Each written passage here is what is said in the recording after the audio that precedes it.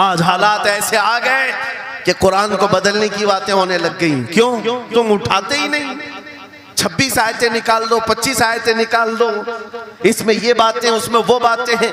مسلمان کو تو پتہ بھی نہیں ہے کون سی آیتوں کے بارے میں یہ واویلا مچایا جا رہا ہے. ارے تم پڑھو، تمہارے لیے قرآن آیا ہے.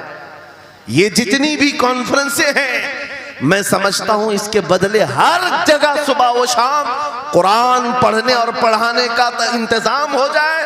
اس طرح کے ہزاروں جلسوں سے وہ افضل ہے. بے شک کیونکہ یہ میں نہیں کہہ رہا ہوں، میرے آقا فرماتے ہیں خیرکم من تعلم القرآن وعلمہ. تم میں سے سب سے بہترین آدمی وہ ہے جو قرآن سیکھے اور دوسرے کو سکھائے. بے شک بے شک. سب سے بہترین آدمی وہ ہے قرآن کو سیکھے اور دوسرے کو سکھائے. آج نوجوانوں کے اندر ایک بڑی تعداد مجھے دیکھنے کو ملتی ہے، ان کو چھوٹی چھوٹی صورتیں بھی نہیں معلوم، قرآن دیکھ کر کے پڑھنا بھی نہیں آتا.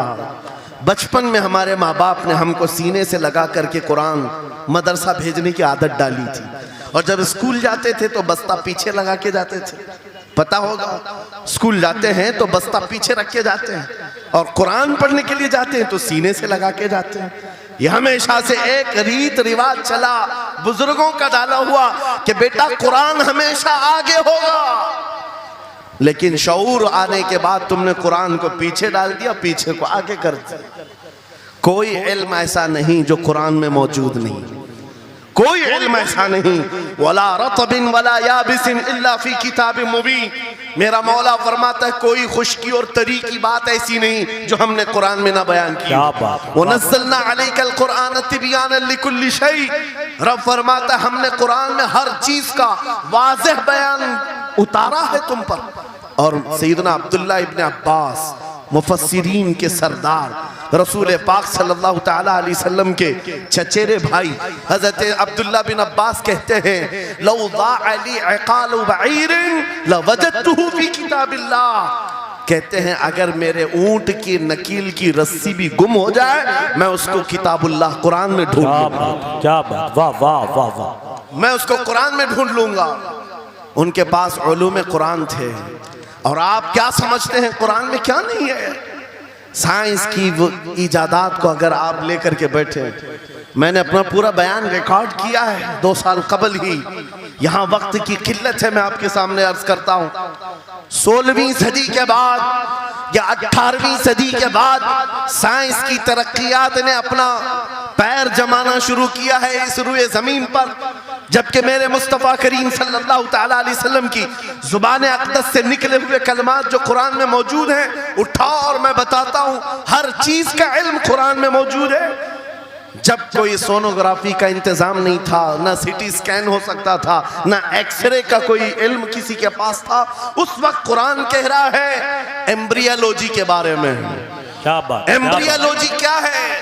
بچہ پیدا ہونے کی جو اس کے نشو نما کی جو مدت ہوتی ہے، کس طرح پیٹ میں بچے کی تخلیق ہوتی ہے. قرآن میں مولا فرماتا ہے ثم جعلناه نطفة في قرار مكين ثم خلقنا النطفة علقة فخلقنا العلقة مضغة فخلقنا المضغة عظاما فكسونا العظام لحما ثم انشأناه خلقا آخر فتبارك الله احسن الخالقين. مولا فرماتا ہے ہم نے نطفے سے علقہ بنایا. نطفہ کیا ہے؟ سپم کا وہ ایک قطرہ جو مرد کے ذریعے سے عورت کے رحم میں جاتا ہے، اس کے بچے کی تھیلی میں جاتا ہے، ایک نطفہ، ایک بوند، جس کو نطفہ کہا گیا ہے. مولا فرماتا ہے ہم نے نطفے سے علقہ بنایا. علقہ کس کو کہتے ہیں؟ سائنس میں پڑھنے والے اگر اسٹوڈنٹس ہوں تو سمجھ جائیں. اگر کوئی میڈیکل سائنس کا کوئی اسٹوڈنٹ ہے تو اسے معلوم ہونا چاہیے ایمبریالوجی میں چپچپا ہوا چنگم جو ہوتا ہے اس کو علقہ کہتے ہیں عربی میں. اور آج سائنس یہ کہتی ہے کہ پہلے باپ کے نطفے کے ایک قطرے سے ایک چھوٹا سا خون کا ٹکڑا بنتا ہے جو چپچپا ہوتا ہے، پھر اس کے بعد ایک گوشت کا ٹکڑا ہوتا ہے، پھر اس کے بعد اس میں ہڈیاں بنتی ہیں، پھر اس کے بعد اس پر چمڑیاں آتی ہیں، پھر اس کے بعد اس کی آنکھیں ساری چیزیں بن جاتی ہیں. یہ پروسیس ہے 9 مہینے ماں کے پیٹ میں، اور ہر ایک کے ویکس گنے ہوئے ہیں. فرسٹ ویک میں کیا ہوتا ہے، سیکنڈ ویک میں کیا ہوتا ہے، تھرڈ ویک میں کیا ہوتا ہے.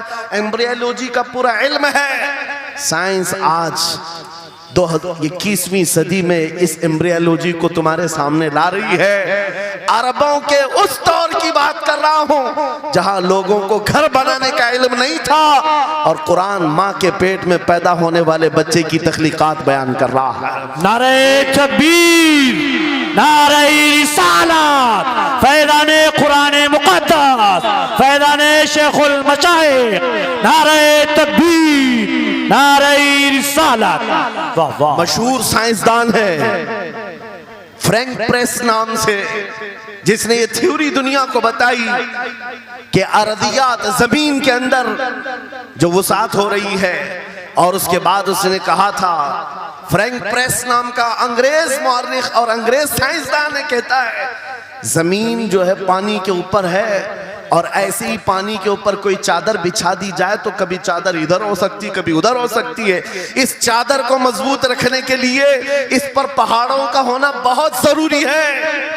ये 19वीं सदी में फ्रैंक प्रेस कह रहा है, और मेरा मौला कुरान में फरमाता है, अल्लाह ताला फरमाता है वल जिबाल औतादा, हमने पहाड़ों को मेख बना करके जमीन पर गाड़ा। क्या बात, वाह वाह, बेशक कि जमीन को हिलने नहीं देते पहाड़। रोज नई नई तकरीर सुनने के लिए हमारे चैनल को सब्सक्राइब करें।